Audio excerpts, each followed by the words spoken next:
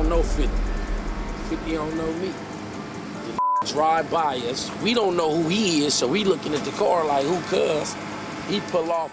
Like, hey, cuz did that. Straight up. I got respect for cuz for that. I look at we was far from the shoot. We like on the corner. We look like cuz. Yeah, like, what's up, cuz? He like, what's up? 50 ain't back down. 50 was banging out and I know 50 was whooping him. 50's a big boxer. So I know he was tearing something. And these was like 8'11" of these, you know what I mean? Rick, bro, I'm gonna your life up. For fun. There's a few times. This is not new. I do this all the time. In hip-hop, checking in is a serious tradition, but when it comes to rappers like 50 Cent, that rule doesn't always apply. Maybe the LA Crips missed that detail. One thing's for sure, 50 Cent's name holds major weight in the streets. Long before the fame, back when he was just Boo Boo, he wasn't your average kid. He was a leader with his own crew, and they didn't just roll with him, they respected him like a boss. 50 do more for you than any artist, than anybody does for their artist. More than Jay-Z. Young Guns was right there. Young Guns was right next to me. He was like, Jay-Z don't do what 50 do for you. 50 was built different. He had that hunger, that drive to flip nothing into something. He wasn't just out there running the streets. He was moving like a chess master, always 10 steps ahead. But the streets don't play fair. Every day was a test, filled with risks and tough decisions. Some paid off, others didn't. And if that doesn't show you who he really is, nothing will.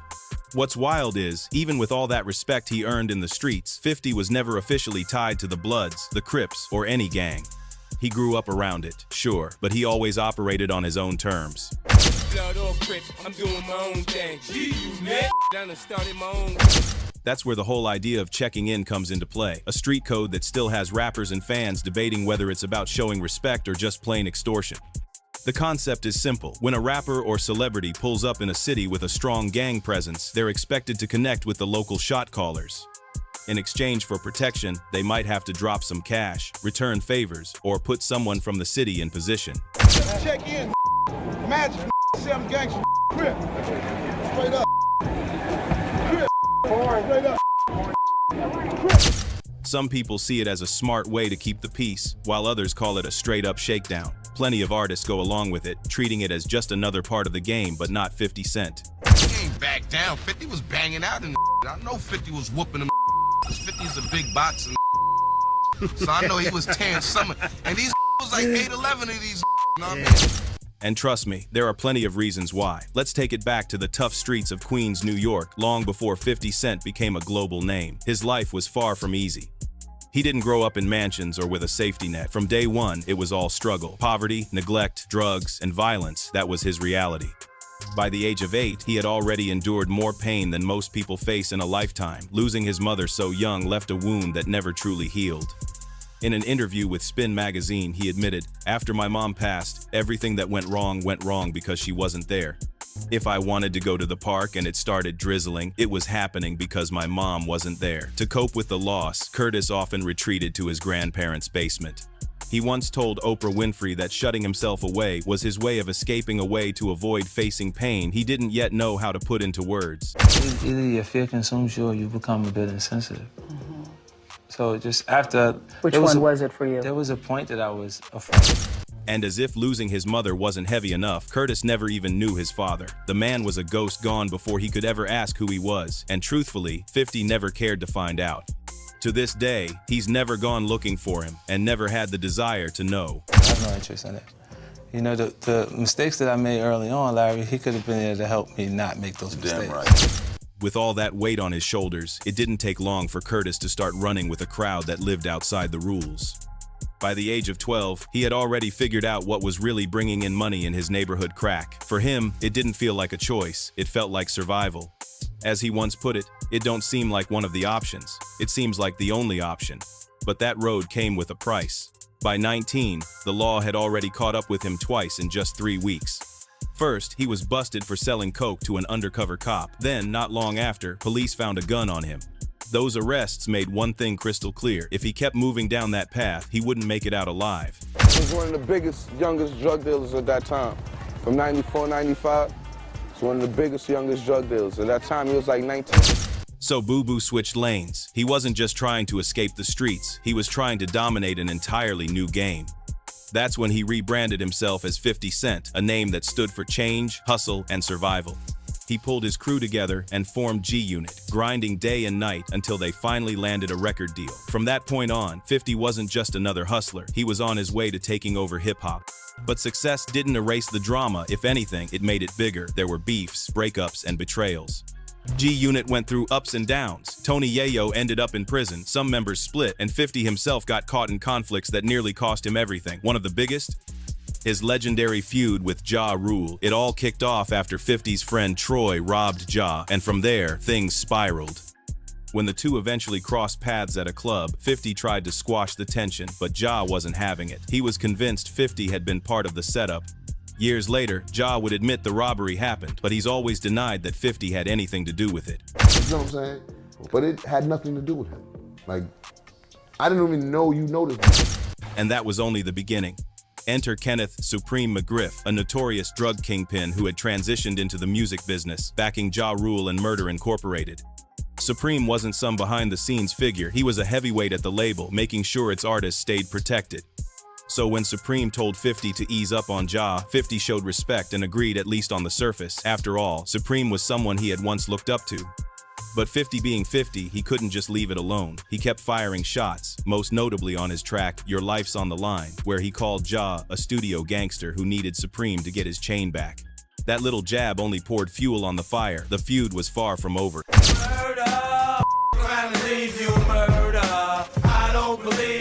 Then came the moment that really set everything off. Ja and 50 were both booked to perform at the same club, and things quickly turned ugly. A fight broke out, and when the dust settled, 50 walked away holding Ja's chain. If that wasn't enough, he went on to flaunt it in his Your Life's on the Line music video, a direct shot at Ja's pride. Humiliated, Ja turned to Supreme to recover the chain. Instead of returning it, Supreme traded it back to Ja for a watch. By that point, Supreme had seen enough, and the tension was about to hit a whole new level. For breakfast, a watch was exchange for your necklace and your boss. 50 Cent was actively damaging Ja's reputation, and Supreme was growing tired of constantly cleaning up the mess. The tension between him and 50 only escalated, especially as 50 began associating with notorious figures like E-Moneybags, Big Noose, Troy, and Green-Eyed Born, all of whom had serious grudges against Supreme. Just when things couldn't get any tenser, 50 dropped Ghetto Quran, a track that revealed too much about Supreme's past. Needless to say, Supreme did not take kindly to the exposure. Fear Prince and respect Supreme. For you slow I'ma break it down illa. Supreme was the businessman and Prince was the... Around this time, someone tried to take Supreme out at a gas station, and he was certain 50 had a hand in it. That was the breaking point. Supreme decided 50 had to go. He put out a hit and hired none other than Hommo, a feared street figure and former bodyguard of Mike Tyson, to handle the job. If you're not familiar with Hommo, here's a quick rewind. After Tyson crushed El Saris in the first round of their fight, he gave one of his infamous wild post-fight interviews. But this time, he kicked things off by dedicating his victory to a fallen friend, Hommo. That's the shortest fight ever. I bear witness there's only one God, and Muhammad, blessings and peace be upon him, is his prophet. I dedicate this fight to my brother, who died. Hommo wasn't just some random figure in Tyson's circle. He was a serious player from Brooklyn's Lafayette Gardens projects. Despite standing only about 5'7" and walking with a limp, his reputation was untouchable. People didn't call him Hommo because he was a killer. They called him that because, as a teenager, he could knock someone out with a single punch and rob them immediately afterward. So how did he go from the streets to becoming Iron Mike's bodyguard? Back when they were young and wild, Hommo and Tyson actually met in juvie. Their paths diverged. Tyson became the heavyweight champ, while Hommo spent most of the 90 seconds in prison for robbery. But when he was released on New Year's Eve 1999, Tyson wanted to help him start fresh, giving him cash, a Rolex, a car, and a job as his personal bodyguard. Rumor had it, Hommo wasn't the type to live off handouts. He wanted his own hustle. Shortly after his release, he linked up with the Peanut Crew and started rolling with Kenneth Supreme McGriff. By then, Hommo was 34, and the streets were crawling with younger, hungrier guys trying to make a name. Still, Hommo didn't back down. He quickly made his presence known, pressing local dealers to work for him. For a while, he reportedly even stayed at Tyson's Connecticut mansion, the very one 50 would later buy. But when 50's feud with Supreme escalated, things turned deadly. Supreme decided 50 had to go and put a hit on him. On the 24th of May, 2000, 50 was leaving his grandmother's house with his son inside and his grandmother standing in the yard. As he got into the back seat of a car, another vehicle pulled up. A shooter approached and fired 9 shots from a 9mm. 50 was hit in the hand, arm, hip, both legs, chest, and even his left cheek a few inches higher, and it would have been over. Against all odds, he survived. 3 weeks in the hospital, multiple surgeries, and an incredible recovery later. 50's comeback became legendary, one of hip-hop's wildest survival stories. Fast forward 3 years, and 50 dropped many men, hinting that Hommo was the shooter. But by then, Hommo was already gone, not because of 50, but because the streets had their own score to settle. Moves around, comes around. Hommo shot me 3 weeks later, he got shot. Hommo was shot and killed just 3 weeks after the hit on 50, but it was unrelated, just tragic timing. At the time, he was part of the Peanut Crew, run by Ivory Peanut Davis and James Jr. Hamilton. The violence traced back to a turf war that erupted in June 1999, when Myron "Myon" Wise Hardy was killed in the Lafayette Gardens projects. Myon was part of the Cash Money Brothers, CMB, a crew controlling the crack trade in Bed-Stuy. Myon's brother, Damian World Hardy, was in prison when the hit happened. But upon learning of Myon's death, he vowed revenge on anyone tied to the Peanut Crew, including Hommo, the suspected killer, Peanut Davis's nephew, Rumel Davis. That summer, chaos reigned. Damian sent his top enforcer, Aaron eBay Granton, to start wiping out Peanut's crew. The bloodshed began when CMB member Dwayne Thor Mears gunned down Gerard Kojak Mackins, rumored to have supplied the gun used to kill Myon. Then, just after 2 a.m. on the 10th of June 2000, Hommo was lured to the corner of Quincy Street and Marcy Avenue by a woman. As he sat in his car, eBay approached the driver's side and shot him in the back of the head, ending Hommo's brief return to Brooklyn. Tyson, loyal to his fallen friend, covered all the funeral expenses. Meanwhile, Supreme McGriff's empire was collapsing. He faced federal charges for trafficking and racketeering. Testimony from a hitman, along with text messages and video evidence, showed that Supreme had been hiring killers for $50,000 a pop. With all his assets seized, even his lawyer was court-appointed. Supreme was sentenced to life in prison on the 9th of April 2007. As for 50 Cent, his comeback was about to begin.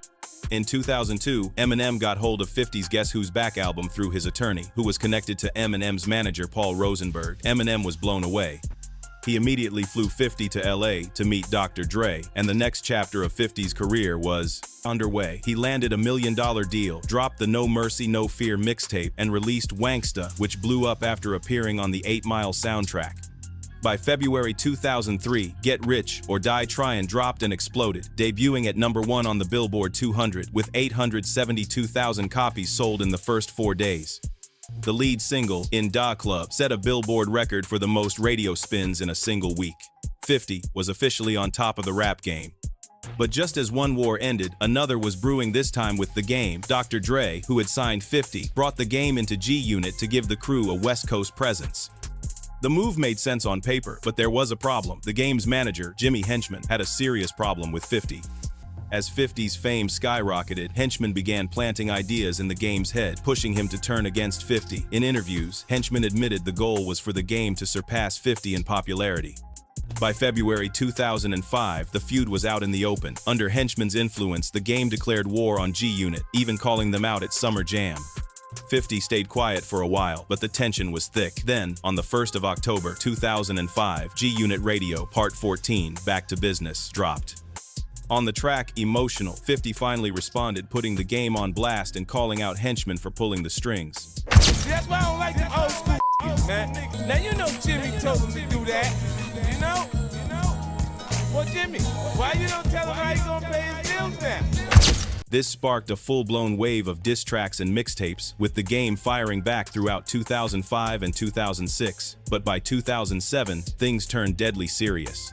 In March of that year, Jimmy Henchman's 14-year-old son was walking into his father's office when Tony Yayo and G-Unit affiliate Loy Mack confronted him.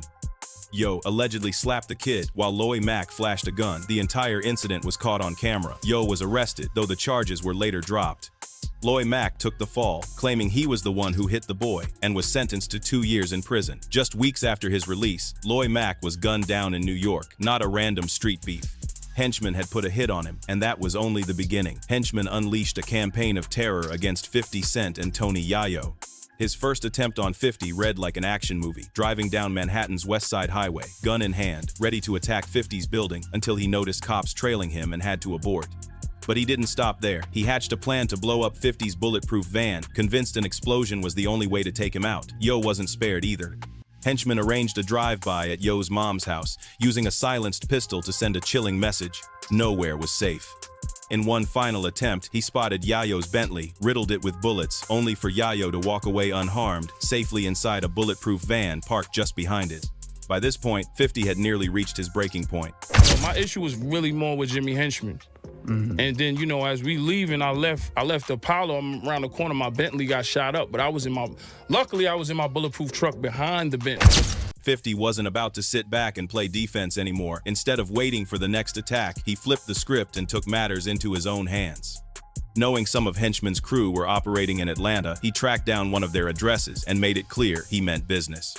Threats started pouring in, and to drive the message home, his crew even left a dead rat on someone's doorstep, a crystal clear warning that things were about to get real. Of course, 50 being 50, he didn't just handle it on the streets, he brought it into his music. On Get the Message from the War, Angel LP, he called out Supreme and Jimmy by name, making sure the world knew exactly where he stood. A message by your door, you got a phone 44. Get the message, come out and get it. In the end, karma came knocking for Jimmy Henchman in the harshest way possible. After years of running the streets, making moves, and playing the game his way, the law finally caught up with him. He faced charges for drug trafficking, money laundering, witness tampering, and even murder for hire in connection to Loy Mac's death. On the 29th of November, 2017, his story reached its final chapter. He was convicted and sentenced to not 1, but 2 life sentences, sealing his fate for good. Meanwhile, 50 Cent walked away untouched, stronger and more powerful than ever. His enemies were either locked up or eliminated, while he kept climbing, turning his street legend into a global empire. Over 30 million albums sold, a Grammy, an Emmy, and a shelf full of Billboard, World Music, American Music, and BET awards. 50 didn't just survive, he dominated. From taking 9 bullets to taking over the rap game, 50 Cent's story isn't just wild, it's legendary. Drop your thoughts in the comments, and don't forget to like, share, and subscribe for more.